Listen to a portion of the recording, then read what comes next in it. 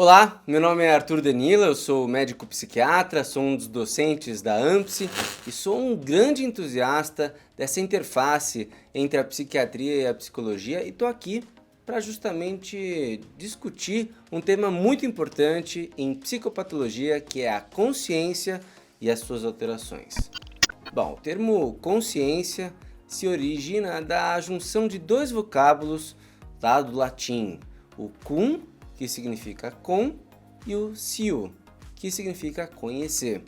Então, isso indica que existe a ideia de conhecimento compartilhado com o outro e, por extensão, o conhecimento compartilhado também consigo mesmo, apropriado pelo indivíduo.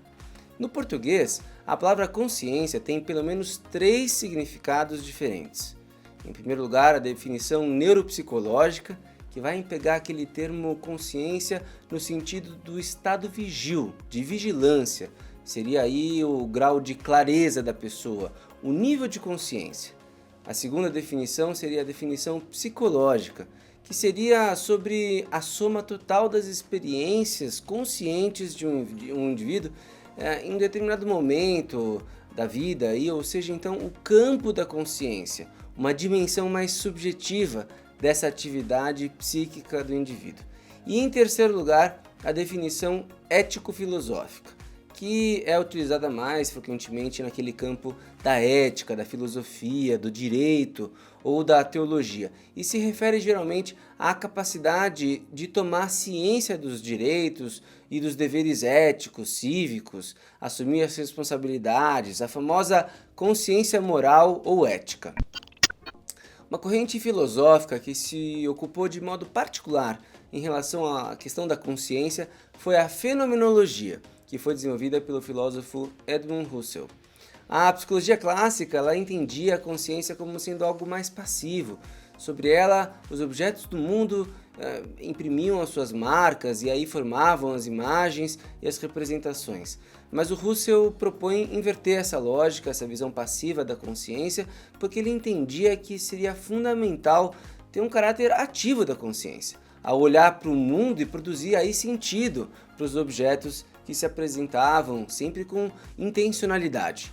Isso porque a experiência da consciência é sempre realizada em uma perspectiva subjetiva, vivenciada aí na primeira pessoa. E por fim, os estados da consciência são experimentados como um campo da consciência unificado, subjetivo.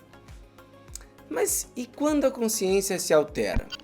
Bom, há alterações normais e anormais da consciência. Falando em primeiro lugar das alterações normais da consciência, a gente tem em primeiro lugar o sono normal. É um estado especial da consciência, sim, que ocorre de forma recorrente e cíclica em cada um de nós todas as noites. Mas é um estado comportamental e uma fase fisiológica normal e necessária dos nossos organismos. Depois temos o sonho, que é um fenômeno associado ao sono e também é considerado uma alteração normal da consciência, além de ser, sem dúvida, uma experiência humana fascinante e muito enigmática, mas absolutamente normal, afinal, a maior parte das pessoas sonha várias vezes durante a noite, ela só não lembra. Mas e se a gente for então para as alterações patológicas da consciência? Como é que a gente vai ver? A gente vai ter alterações patológicas quantitativas e qualitativas da consciência. Falando das alterações quantitativas, a gente tem como representante delas o rebaixamento do nível de consciência.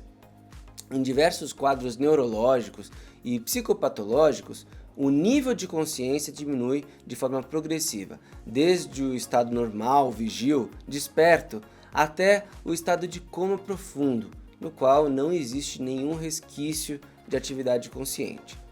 Algumas síndromes psicopatológicas são associadas ao rebaixamento de nível de consciência, como no caso o delirium, que representa as síndromes confusionais agudas.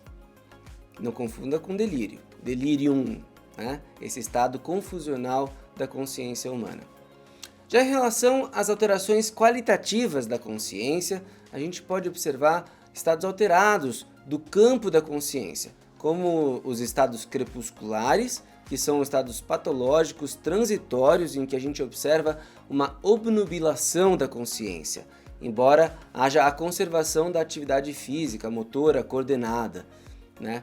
Temos também a dissociação da consciência, em que o sujeito vai experimentar uma fragmentação ou divisão mesmo até do campo da consciência, em que ocorre uma perda da unidade psíquica comum do ser humano. E o estado de transe, uma dissociação da consciência que até parece com um sonhar acordado, mas é diferente quando a gente vai comparar com um sonho acordado, porque tem a presença da atividade motora automática, meio estereotipada, né, e uma suspensão parcial dos movimentos voluntários. Temos também o estado hipnótico, um estado de consciência reduzida e estreitada e de atenção concentrada, que pode ser induzido por outras pessoas, aí no caso, por exemplo, o hipnotizador.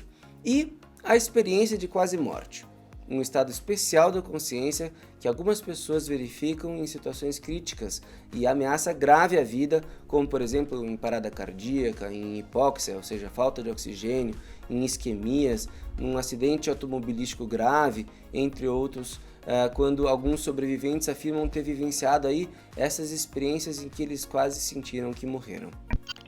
E aí, gostou desse conteúdo? Ajuda a gente a compartilhar, divulga para os seus amigos, para os seus colegas de profissão.